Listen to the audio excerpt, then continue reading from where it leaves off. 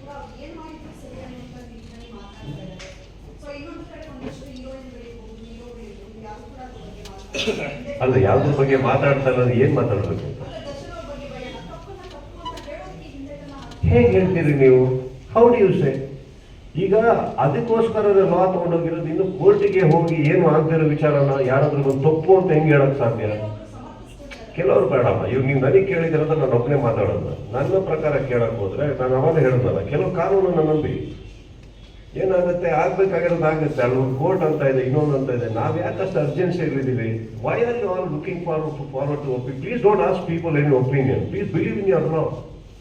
ಇವಾಗ ನೀವೇನ್ ನ್ಯೂಸ್ ಹೇಳ್ತಾ ಇದ್ದೀರಿ, ಅದರಲ್ಲಿ ನಿಮಗೆ ಸಿಗೋ ಸತ್ಯಾಂಶಗಳ ಇಡೋದು ಅಷ್ಟೇ ತಾನೇ ನಿಮ್ ಕೆಲಸ. ಇದನ್ನ ಬಿಟ್ಟು ಹೊರತು ಇನ್ನೊಂದು ಇದೆ ಅಂತ ನೀವು ಹೇಳಕ್ಕಾಗಲ್ಲ.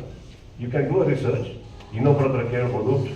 ನಿಮ್ಮ ಎಕ್ಸಲೆನ್ಸ್ ಆಫ್ ಇಂಟೆಲಿಜೆನ್ಸ್ ಅಲ್ಲಿ ಎಷ್ಟು ಪೆನಿಟ್ರೇಟ್ ಮಾಡೋಕ್ಕಾಗುತ್ತೋ ಮಾಡಿ. You can dig out some news. That is of capacity of you media people. Of course is.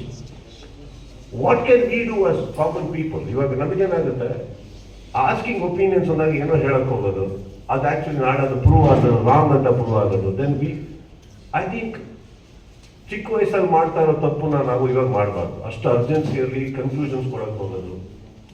Even ನಮ್ಮ ಮನೆಯಲ್ಲಿ ಹೋಮ ನಡೆದು ದೇವ್ರ ಮುಂದೆ ಕೂತ್ಕೊಂಡು ಪ್ರಾರ್ಥನೆ ಮಾಡಿದ್ರು ಇಮಿಡಿಯೇಟ್ ಆಗಿ ರಿಸಲ್ಟ್ ಇಲ್ಲ ಮೇಡಮ್, ಕಾಯ್ಬೇಕಾಗುತ್ತೆ. ಅದು ಯಾವ್ದು ಬರುತ್ತೆ ಗೊತ್ತಿಲ್ಲ.